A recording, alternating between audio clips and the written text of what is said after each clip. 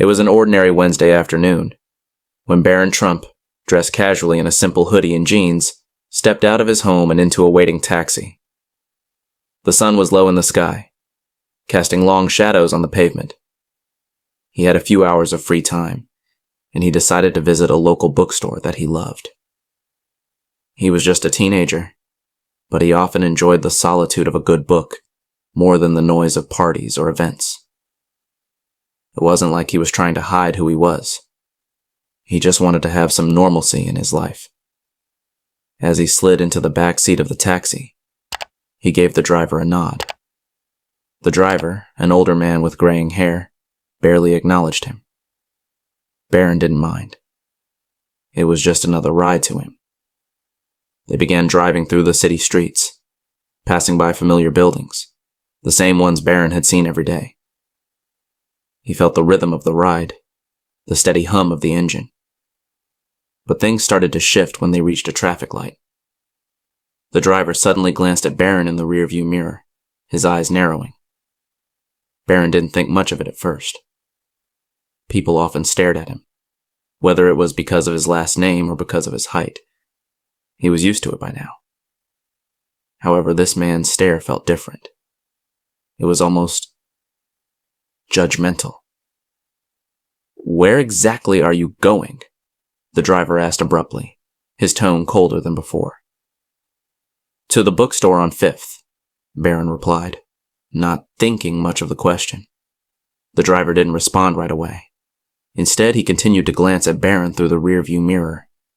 There was a tension in the air, and Barron could sense something was off. Finally, after a few moments of silence, the driver spoke again. "You can't afford a ride like this, kid," the driver sneered. Barron was taken aback. It wasn't an accusation he was used to hearing, and certainly not from a stranger in a taxi. He was about to respond when the driver pulled over abruptly, slamming the brakes. "Out!" the driver commanded sharply. Barron blinked in confusion. "What?" "I said, get out," the driver repeated, his voice growing more hostile. It was clear now that the driver wasn't just angry. He was prejudiced. Barron felt the sting of the words, but something inside him shifted. He knew what he could do. He could either walk away quietly, embarrassed, or he could stand his ground. The decision came quickly. "Sir, I don't know why you think I can't afford this ride, but you're wrong," Barron said calmly, his voice unwavering. "Everyone deserves respect, no matter their background. And I don't care what you think about me. But I'm not the one who should be ashamed here." The driver's face flushed red with anger, but Barron didn't flinch. He knew that in moments like this, walking away without saying anything was often the easiest route. But he also knew that staying silent would only allow this kind of treatment to continue. He reached for his wallet, pulled out a $100 bill, and held it up. "I'm paying for the ride whether you like it or not," Barron said, tossing the bill onto the passenger seat. "You should think twice about who you judge." The driver stared at Barron in shock, unsure of what to say. For a moment, neither of them spoke. The tension hung thick in the air. Barron wasn't looking for a confrontation, but he wasn't going to tolerate being treated like this either. He was about to open the door when something unexpected happened. The driver, still in disbelief, shook his head. "You think you're better than me just because you have money?" Barron paused before answering. "I'm not better than you. But I do believe that everyone deserves a fair chance to be treated with dignity." For a second, the driver looked like he wanted to argue, but then something in his expression softened. Barron stood up, opened the door, and stepped out of the taxi. As he did, he noticed a group of people nearby had witnessed the entire exchange. They were looking at him, some with admiration, others with curiosity. Barron didn't stick around for their reactions. Instead, he walked toward the bookstore, his thoughts lingering on the driver's words. It wasn't about the money. It wasn't about proving anything. It was about standing up for what was right, even when it wasn't easy. What happened next was something Barron couldn't have predicted. News of the incident quickly spread across social media, with people praising Barron for standing his ground. Many shared similar experiences of being judged based on appearances or assumptions, and Barron's words resonated deeply with them. Some even called for the driver to be held accountable for his actions. But for Barron, it wasn't about the attention. It was about something more profound. That moment of realizing how small actions can have a ripple effect, pushing others to reflect on their own biases and prejudices. As the day went on, Barron thought about the conversation he had started and how it had forced people to confront uncomfortable truths about themselves and their society. In the end, it wasn't about whether Barron had the power to change everything on his own. It was about how his response challenged others to question their own behavior. And sometimes, that's all it takes to make a real difference. The following day, Barron awoke to a flurry of notifications on his phone. The incident with the taxi driver had gone viral. Social media platforms were buzzing with opinions, some in support of Barron's stand, others criticizing him for overreacting. It seemed that everyone had something to say, but Barron wasn't interested in the debate. He had already moved past it. As he sat down for breakfast, his mother, Melania, glanced over at him. "I saw what happened yesterday. You handled it well," she said quietly, her tone a mixture of pride and concern. Barron nodded, grateful for the support but uncertain of how to feel about all the attention. "I didn't want it to blow up like this," he confessed. "It wasn't about me. It was about that guy's attitude." Melania looked at her son, understanding the complexity of the situation. "People will always judge, Barron. It's not easy being who you are. But you have to decide what kind of person you want to be." Barron thought about her words.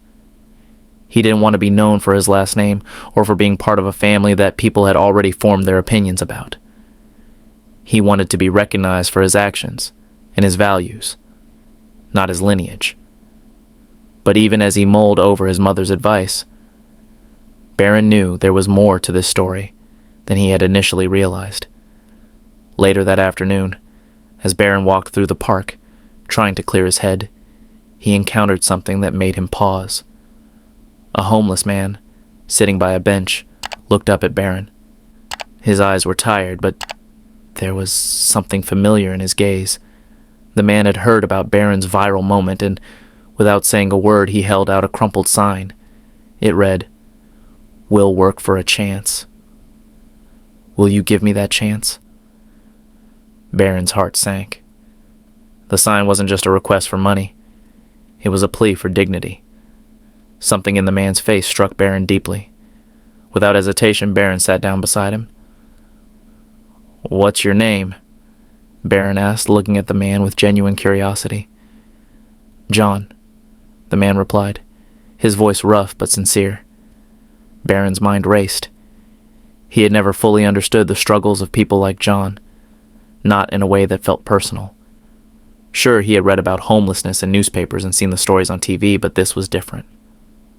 This was real. John wasn't asking for pity. He was asking for an opportunity. Barron's gaze shifted to the worn shoes, the tattered clothes, and the hopelessness that surrounded John. "I can help you get a job," Barron said, surprising even himself. "I know people. I'll make some calls." John's eyes widened, a mix of disbelief and hope crossing his face. "You do that for me?" Barron nodded. "Everyone deserves a chance, right?" The simple exchange felt significant to Barron. It wasn't just about offering a handout. It was about offering someone the dignity of being seen, the chance to reclaim a life that many people had written off. In that moment, Barron realized that true change wasn't about grand gestures or viral moments. It was about small, everyday actions that had the potential to shift someone's world. As Barron walked away from the park, he felt a weight lifted off his shoulders. The controversy surrounding the taxi incident still lingered online, but now he understood that real transformation began with individuals making the choice to act with compassion, to step outside of their comfort zones and challenge societal norms. Later that evening, Barron received a message from his father, Donald Trump. It was a simple text. "Proud of you, son. Keep making your mark." For Barron, that was all the validation he needed. His father's words were a reminder that while the world might see him as a product of his family's legacy, he could still carve out his own path, one that was based on principles, empathy, and standing up for what was right. The next day, Barron called John and arranged for him to meet with someone who could help him get a job at a local business. It wasn't much, but it was a start. And sometimes, that's all it takes to change someone's life. Barron knew that his actions, however small they seemed, could inspire others to take notice. The world was full of people who needed a chance, and he realized that if he could help one person, maybe that would spark a chain reaction. The more people who stood up for what was right, the greater the potential for real change. The incident with the taxi driver, which had initially felt like a personal affront, had become a catalyst for Barron. It had made him question his own role in the world, and it had pushed him to act in ways he hadn't imagined. And just like that, in the span of a few days, a simple act of kindness had become a lesson in leadership and personal growth, one that Barron would carry with him for the rest of his life. The days that followed brought more surprises for Barron. The story of him helping John, the homeless man, spread even faster than the viral taxi incident. News outlets picked it up, social media erupted with comments, and the world seemed to be watching Barron in a way that was both overwhelming and exhilarating. Barron found himself at a crossroads. He had stepped out of the shadows of his family name and into his own light. But with the spotlight came the weight of expectations. Some praised him, calling him a young man with potential, someone who could change the world. Others, however, criticized his actions, claiming that it was all part of a publicity stunt, or that he was merely trying to clean up his image. Barron had always known that being in the public eye would bring both admiration and disdain, but the sheer intensity of it all made him question whether the attention was worth it. On the surface, everything seemed to be going well. He had kept his word and helped John find a job at a local cafe, and Barron even made it a point to check in on him regularly. But the pressure of living up to the newfound image of a compassionate figure was starting to take its toll. Barron wasn't sure if his actions were being seen for what they truly were, genuine efforts, or if they were simply a reaction to a single moment that had blown up far beyond his control. One evening, as Barron sat in his room, scrolling through more articles about himself, he received a call from his mother. "Barron?" Melania's voice was calm but filled with concern. "I've been reading the comments, and I want you to remember something. You can't please everyone. People will twist your actions, make assumptions about your motives. But the only thing that matters is how you feel about what you've done." Barron leaned back in his chair, the weight of his mother's words sinking in. He had been trying so hard to please others, to prove that he wasn't just a privileged kid. But maybe his true test wasn't about changing public opinion. It was about staying true to himself. The next day, Barron made a decision. He would address the growing attention head-on, not with a public statement or an apology, but with a quiet, personal action that could speak louder than words. Barron had noticed that many of the online comments weren't just criticizing his actions. They were reflecting deeper societal issues of inequality, injustice, and the treatment of the less fortunate. He decided to organize a community event. Not a big media spectacle, but a small gathering in the heart of the city where he could meet people from all walks of life, listen to their stories, and more importantly, offer his support without the need for headlines or recognition. He would simply show up, talk to people, and show them that he cared. Barron's first stop was the local food bank. He showed up unannounced, wearing a simple hoodie and jeans, blending in with the volunteers. At first, no one recognized him. And that's exactly how he wanted it. He worked side by side with the staff, helping organize donations, pack boxes, and distribute food to families in need. For hours, Barron was just another volunteer, doing the work that needed to be done without any fanfare or attention. Later, as the event wrapped up, a woman who had been receiving help from the food bank approached him. She didn't know who he was, but she could see the sincerity in his actions. "Thank you for everything," she said, her eyes welling up with emotion. "You don't know how much this means to us." Barron smiled, feeling a sense of fulfillment that no viral story or social media post could provide. "I'm just glad I could help," he replied. It was in that moment that Barron realized something important. True impact wasn't measured by likes or comments or media coverage. It wasn't about what others thought of him. It was about the lives he touched and the difference he made in small, meaningful ways. Barron had found his purpose, not in the public eye, but in quiet moments of genuine human connection. As the weeks passed, Barron continued his efforts, organizing more community events and reaching out to organizations that helped those in need. While the media continued to cover his every move, Barron remained focused on his work, keeping his head down and his heart open. He understood now that change wasn't about making headlines. It was about making a difference, no matter how small, and doing it with integrity and compassion. And as for the taxi driver, Barron never saw him again. But the lesson he had learned from that encounter, the lesson of standing up for what was right in the face of adversity, stayed with him. It wasn't just about one moment or one incident.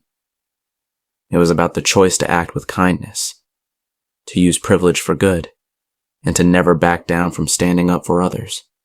Barron Trump had grown from a young man caught in the storm of public scrutiny into someone with a deeper understanding of what it meant to lead with integrity. It wasn't the fame that mattered anymore. It was the way he chose to live his life, and how that life could, one day, inspire others to do the same.